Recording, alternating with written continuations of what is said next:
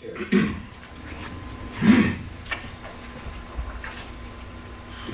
Tom Thiersch, Jefferson County. Real quick, this evening at the school board meeting on their agenda, there is to be a report from the resource conservation manager that was hired about a year ago. First report that I've ever seen, actually, since he was hired. So I look forward to that, and I would also look forward to hearing his report to the county in this venue at some soon future date, I would hope. We've been paying this guy almost $100,000 a year, and I haven't seen results other than a few really snooty little reports put on the internet about how many sites he's visited. Whoop-de-doo. Not real impressed for that amount of money. So I'd like to see a more substantive report made to this body, as I said, real soon. I do have to let we have to comment on Mr. Fritz's remarks. Two things. First of all, I agree that I don't want to see anybody's pay cut, but I would like to see the private sector pay catch up with the public sector.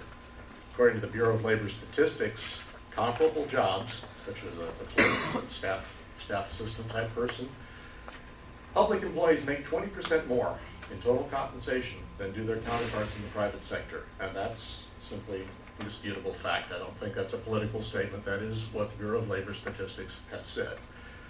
Overall, public sector employees average 34% more than the private sector, but that's because there's top-heavy management in the public sector as compared to the private sector. There are fewer low-level jobs in the public sector.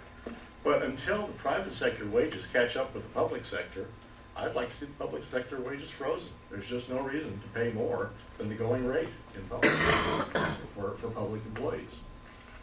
And that would boost everybody's standard of living, don't you think? And lastly, I would have to say that Mr. Fritz is unfairly blaming one political party for the fascist state of this country. Corporatist is actually a better description of what's going on, and all political parties of every stripe are equally to blame.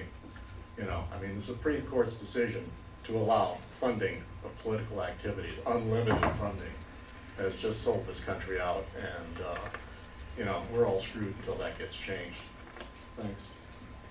Thank you, Mr. Thiersch.